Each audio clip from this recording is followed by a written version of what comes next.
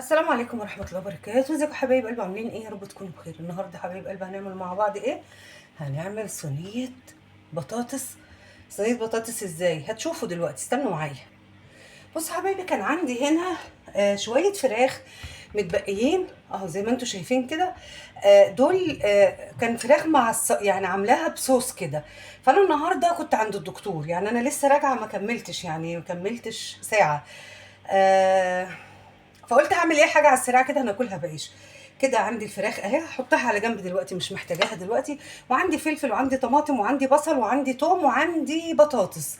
تمام حبايبي، كده البصل عندي اهو. تعالوا بس نحط الحاجات دي في جنب ونجيب بس الصينيه اللي احنا هنعمل فيها الايه الحاجات بتاعتنا.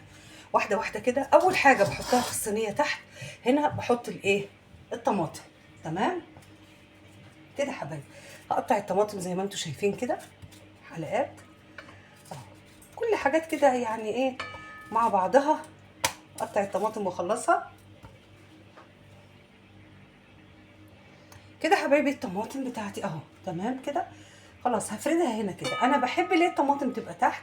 عشان لما الصينيه بتنشف خالص الطماطم دي بتنشف معاها، او بتتحمر، بتبقى متحمره كده او مشويه معاها، بتبقى ايه حلوه. هحط بقى الفلفل برضو بتاعي كده في الاول. تمام، كام قرن حلوين كده. طبعا الفلفل بيدي الصينيه دي طعم فظيع اهو.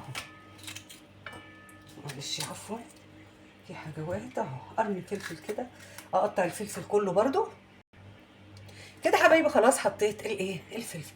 اجي بقى على قطع الفراخ اهو، انزل بيها كده، احطها. اي فراخ عندك بقى، يعني اي مثلا يتبقى مننا صدور، يتبقى مننا دي طبعا كانت متبله كده وجاهزه ومفيش فيها، يعني مش محتاجه ان انا احط لها اي حاجه بالشكل ده. تمام، هنزل بقى اقطع برضو البصله زي ما انتم شايفين كده اهو حلقات كده. اخلص برضو الايه البصله بتاعتنا. انا حطيت بصلتين اتنين كفايه، يعني هم دول ايه هيخلوا الصينيه مثلا ده المطلوب للصينيه بس يعني. تمام كده حبايب قلبي. الايه البصل خلاص. هعمل ايه بقى؟ هعمل برضو البطاطس بتاعتي. هقطعها بس مش هقطعها تخينه قوي ولا رقيقه، يعني ولا هي شيبسي ولا هي زي بتاعت الصينيه العاديه. شرايح تكون ايه اتخن من الشيبسي شويه. شايفين عامله ازاي اهو، تكون كده. هخلص بقى البطاطس كلها يا حبايبي. خلاص خلصنا زي ما انتم شايفين. وهحط عليها بقى شويه كمون كده من على الوش كده اهو.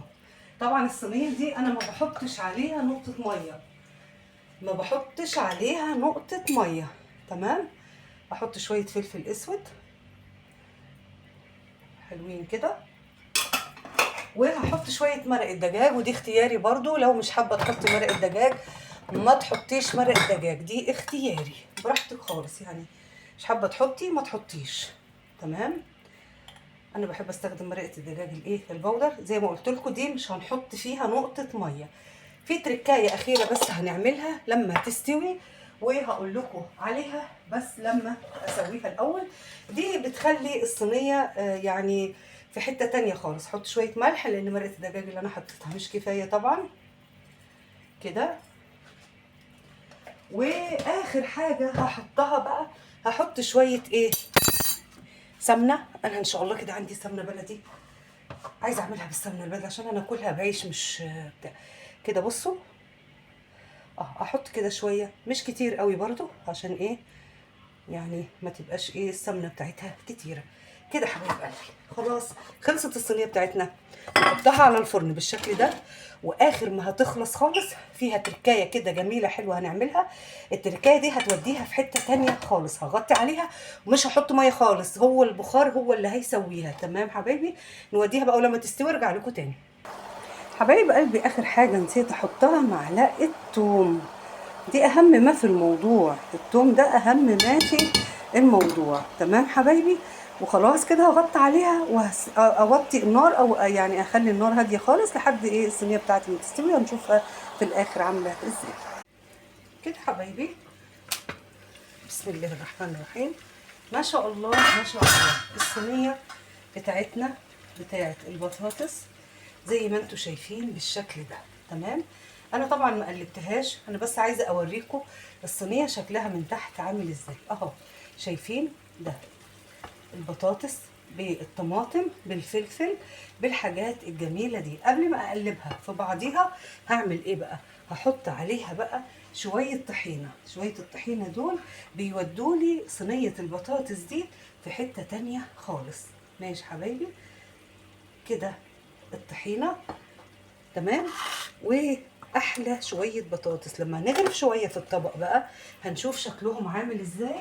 هيبقى يعني الشكل والطعم والريحه وكل حاجه ما شاء الله ما شاء الله يعني واو.